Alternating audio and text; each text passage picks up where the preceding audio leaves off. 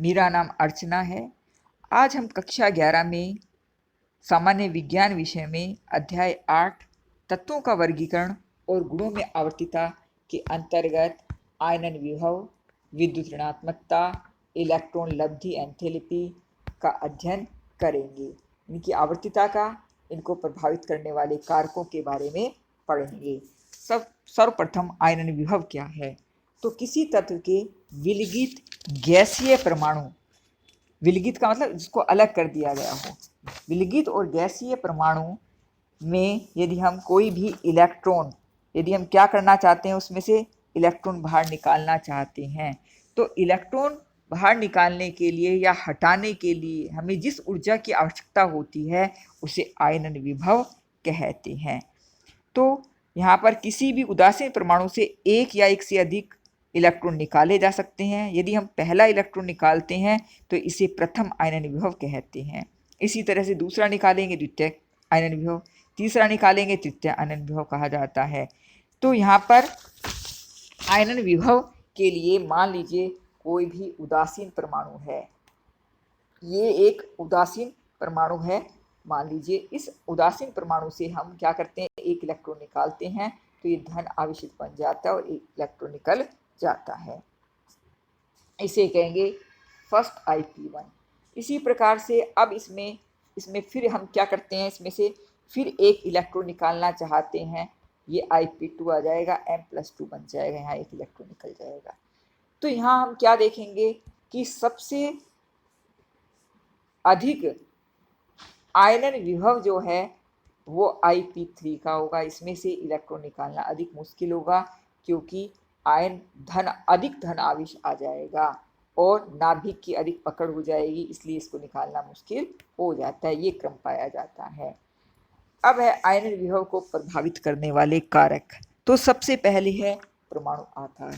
परमाणु आकार जितना बड़ा होगा, नाभिकीय का आकर्षण कम होगा, आसानी से आप इलेक्ट्रॉन निकाल सकेंगे और आयनन विभव का मान कम होगा। दूसरा है किसी भी इलेक्ट्रॉन पर अंदर के इलेक्ट्रॉनों द्वारा डाला गया जो प्रभाव है उसे परिरक्षण प्रभाव कहते हैं। जैसे मान लीजिए ये अलग अलग उपकोष हैं, ये नाभिक है, यहाँ पर इलेक्ट्रॉन स्थित है और यहाँ है, तो अंदर वाले इलेक्ट्रॉन बाहर वाले इलेक्ट्रॉनों की ओर को प्रतिकर्षित करते हैं, बाहर की ओर धक्का लगाते हैं, इसे कहते हैं परिरक्षण प्रभाव। तो परिरक्षण प्रभाव जो है, और दूसरा होता है नाभिकीय आकर्षण बल। यदि परिरक्षण प्रभाव अधिक है और नाभिकीय आकर्षण बल कम है तो आयनन विभव का मान कम होगा, आसानी से इलेक्ट्रॉन निकालना आसानी से निकल जाएगा। तीसरा है उपकोष कौन से हैं, S, P या D, कौन से उपकोष से इलेक्ट्रॉन निकल रहा है, क्योंकि S जो है वह अधिक कोश के नाभिक का अधिक निकट होते हैं जिसमें से इलेक्ट्रॉन निकालना मुश्किल होता है। P में इससे कम, D में उससे कम, F में। तो NS, NP, ND इस तरह से इसे कम पाया जाता है। इसके बाद आता है इसमें पूर्ण भरे कक्षक और अर्धपूर्ण भरे कक्षक जो हैं, इनमें से इलेक्ट्रॉन निकालना बहुत मुश्किल होता है क्योंकि ये स्थायी होते हैं, इसलिए इनकी आयनन विभव भी अधिक होता है। अब इनकी आवर्तिता में इनके गुणों का अध्ययन करते हैं, यानी कि आवर्त सारणी में कौन कौन से कारक हैं, किस प्रकार से इन पर प्रभाव पड़ता है। तो सबसे पहले आवर्त में बाएं से दाएं जाने पर परमाणु क्रमांक के बढ़ने के साथ परमाणु का बाह्यतम कोश या मुख्य कोश वही रहता है और नाभिकीय आवेश में वृद्धि होती है। परिणाम स्वरूप परमाणु का आकार छोटा होता है। जब परमाणु का आकार छोटा होगा तो क्या होगा, उसमें से इलेक्ट्रॉन निकालना मुश्किल हो जाएगा, इसलिए आयनन विभव का मान बढ़ेगा। इसके साथ साथ उत्कृष्ट जो गैसें होती हैं, इनमें उत्कृष्ट गैसें जो हैं उनके आयनन विभव के मान क्या होते हैं, उच्चतम होते हैं, क्योंकि इनके इलेक्ट्रॉनिक विन्यास स्थायी होते हैं। क्षार धातुएं जो होती हैं, क्षार धातुओं का आयनन विभव कम होता है क्योंकि इनका आयनन विभव NS1 ये होता है, तो इसमें से स्थायित्व प्राप्त करने के लिए आसानी से अपना इलेक्ट्रॉन त्याग देते हैं, इसलिए इनका आयनन विभव कम होता है। वर्ग के अंदर, यानी कि हम ऊपर से नीचे जा रहे हैं वर्ग में, तो क्या होगा, उपकोष बढ़ता जाएगा उपकोष बढ़ने के कारण क्या होगा, लगातार नाभिक का इसका परमाणु का आकार बढ़ेगा, तो भार वाले इलेक्ट्रॉन की नाभिक से आकर्षण कम होगा, इलेक्ट्रॉन निकालना आसान होगा। तो वर्ग में ऊपर से नीचे जाने पर आयनन विभव के मान में कमी आती है, और आवर्त में बाएं से दाएं जाने पर आकार छोटा होने के कारण आयनन विभव में क्या होती है, बढ़ोतरी होती है। ठीक है, और अधिकतम आयनन विभव किसका होता है, निष्क्रिय गैसों का होता है। इसी तरह से संक्रमण श्रेणी की बात करें, संक्रमण श्रेणी में सदस्यों के आकार और बाह्यतम कोश लगभग बराबर रहते हैं, तो इसलिए आयनन विभव के मान भी लगभग समान ही रहते हैं। कुछ अपवाद हैं आयनन विभव के। क्या क्या अपवाद हैं कि जैसे नाइट्रोजन, यदि हम नाइट्रोजन की बात करें, नाइट्रोजन का 7 है, इस तरह से मान लीजिए ये नाइट्रोजन है, ये ऑक्सीजन, नाइट्रोजन का 7 है और ऑक्सीजन का 8 है, इस तरह से ग्राफ ऐसे बनता है। तो नाइट्रोजन का 7 होते हुए भी आयनन विभव का मान ज़्यादा क्यों है, क्योंकि P3 होता है। अर्धपूरित कक्षक जो हैं वह अधिक स्थायी हैं। ऑक्सीजन में P4 में इलेक्ट्रॉन जाते हैं, यह अधिक स्थायी नहीं है, इसका आयनन विभव कम होगा, इसका आयनन विभव अधिक होगा, ये बता रखा है। इसी तरह से सल्फर और फॉस्फोरस का बता रखा है। फॉस्फोरस में P3 होता है, सल्फर में P4 होता है। बिल्कुल यही आंसर आएगा इन दोनों का सेम। फिर बेरिलियम का आयनन विभव बोरोन से, बेरिलियम में क्या होता है, इसमें 1s2 यानी कि s कक्षक पूरा भरा हुआ है, जबकि बोरोन में क्या आ गया, आएगा P1 आ जाएगा, तो इसलिए ये स्थायी नहीं, ये स्थायी है, इसका आयनन विभव अधिक होगा। जबकि हम क्या कह रहे हैं, आवर्त में बाईं से दाईं ओर जाने पर आयनन विभव का मान बढ़ता है, लेकिन डिपेंड किस पर करता है कि इलेक्ट्रॉनिक विन्यास पर। अर्धपूरित और पूर्ण पूरित कक्षक अधिक स्थायी, उनमें से इलेक्ट्रॉन निकालना मुश्किल हो जाता है, इसलिए अपवाद के रूप में कहा जाता है। अब आता है विद्युत ऋणता। विद्युत ऋणता किसे कहते हैं, किसी भी यौगिक में किसी के परमाणु द्वारा साझे के जो इलेक्ट्रॉन युग्म हैं उनको अपनी ओर, ये जो परमाणु है ये साझे के इलेक्ट्रॉन है, जैसे मान लीजिए HCl में, तो इलेक्ट्रॉन युग्मों को अपनी ओर आकर्षित जो करता है वह उसकी विद्युत ऋणता कहलाती है, उसे कहते हैं विद्युत ऋणता।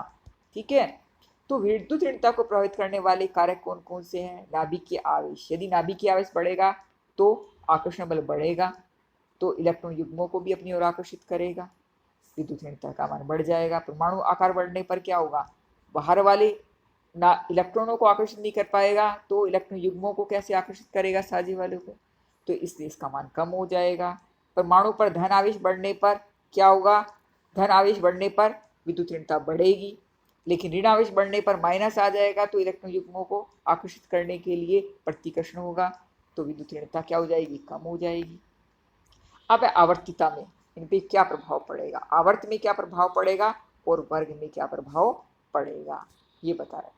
तो आवर्त में यदि हम बात करते हैं, आवर्त में जाने पर, आवर्त बाएं से दाएं जाने पर, हम आवर्त की बात कर रहे हैं, तो बाएं से दाएं ओर जाने पर परमाणु आकार छोटा होता है, तो विद्युत ऋणता बढ़ती चली जाएगी।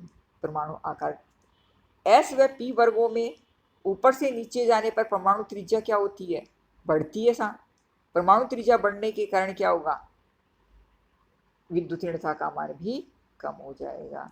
लेकिन S और P वर्गों के मध्य संक्रमण तत्व आने के कारण 13 तथा 14 वर्ग के तत्वों की विद्युत ऋणता क्या हो जाती है, वह अधिक हो जाती है।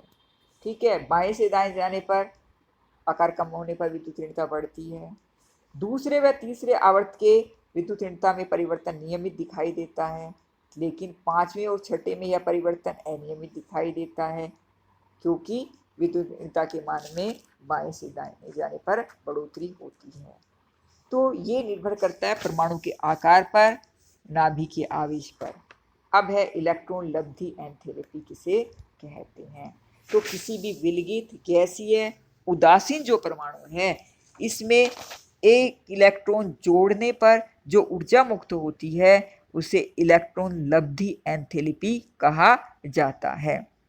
तो इलेक्ट्रॉन जो उदासीन परमाणु में इलेक्ट्रॉन जोड़ने पर तो ऊर्जा क्या होती है, मुक्त होती है, लेकिन जब एक इलेक्ट्रॉन जुड़ जाता है, इसके बाद ही हम इलेक्ट्रॉन जोड़ते हैं, तो ऊर्जा का क्या, जोड़ने पर ऊर्जा मुक्त नहीं होती, ऊर्जा का अवशोषण होता है। तो हम क्या मान सकते हैं, X एक विलगित आयन है, इसमें एक इलेक्ट्रॉन जोड़ा तो यहाँ पर ऊर्जा क्या होगी, मुक्त होगी। लेकिन इस धन आवेश में यदि हम एक इलेक्ट्रॉन अब जोड़ना चाहते हैं तो ऋण आवेश है 2, तो इलेक्ट्रॉन जोड़ने पर ऊर्जा यहाँ पर अवशोषित होगी, यहाँ पर ऋणात्मक होगी, लेकिन यहाँ पर ऊर्जा का मान जो है वह धनात्मक होगा। तो अब है इलेक्ट्रॉन लब्धि एंथैल्पी को प्रभावित करने वाले कौन कौन से कारक हैं, कौन कौन से कारक इसको प्रभावित करते हैं। तो यहाँ पर पहला है परमाणु का आकार बढ़ने पर इलेक्ट्रॉन लब्धि एंथैल्पी का मान कम होता है, और नाभिकीय आवेश बढ़ने पर इलेक्ट्रॉन लब्धि का मान बढ़ता है। दूसरा, अर्धपूरित व पूर्ण भरे कक्षकों के लिए इलेक्ट्रॉन लब्धि एंथैल्पी का मान अपेक्षाकृत अधिक होता है। यदि आंतरिक कोशों के इलेक्ट्रॉन का परिरक्षण प्रभाव कम है तो नाभिक तथा नए जुड़ने वाले इलेक्ट्रॉनों के मध्य आकर्षण बल बढ़ेगा और इलेक्ट्रॉन लब्धि एंथैल्पी का मान भी बढ़ जाएगा। आवर्तिता में बात करते हैं। वर्ग में आवर्त में बाएं से दाएं ओर जाने पर नाभिकीय आवेश बढ़ेगा, परमाणु आकार घटेगा, इसलिए इलेक्ट्रॉन लब्धि का मान भी बढ़ेगा। वर्ग में ऊपर से नीचे जाने पर परमाणु आकार क्या होता है, बढ़ता है। नाभिक से इलेक्ट्रॉन की दूरी बढ़ जाएगी, नाभिक के आकर्षण बल कम होगा, ऊर्जा कम मुक्त होगी, इसलिए इसका मान एंथैल्पी का मान कम हो जाएगा। उत्कृष्ट गैसों का विन्यास क्या होता है, NS2 और Np6 होता है, ये स्थायी होता है, तो ये इलेक्ट्रॉन ग्रहण नहीं करेंगे। जब नहीं करेंगे है ना, इस इलेक्ट्रॉन बिल्कुल नहीं ग्रहण ही नहीं करेंगे क्योंकि इनका विन्यास क्या है, स्थायी है। फिर है बेरिलियम और मैग्नीशियम की इलेक्ट्रॉन लब्धि के मान जो ऋणात्मक होते हैं क्योंकि इनमें NS2 विन्यास पाया जाता है, और इलेक्ट्रॉन जब p में जोड़ना चाहते हैं तो ये ऊर्जा का अवशोषण करते हैं। सभी तत्वों में क्लोरीन की इलेक्ट्रॉन लब्धि सबसे ज़्यादा पाई जाती है, क्लोरीन की। नाइट्रोजन, फास्फोरस, आर्सेनिक की इलेक्ट्रॉन लब्धि एंथैल्पी के मान स्थायी अर्धपूर्ण विन्यास P3 होने के कारण आवर्त सारणी में अन्य तत्वों की अपेक्षा इनका क्या होता है, कम होती है, इलेक्ट्रॉन लब्धि एंथैल्पी का मान कम होता है। इस प्रकार से आज ये हमारे लेसन पूरा होता है। अभ्यास प्रश्न आप करेंगे। धन्यवाद।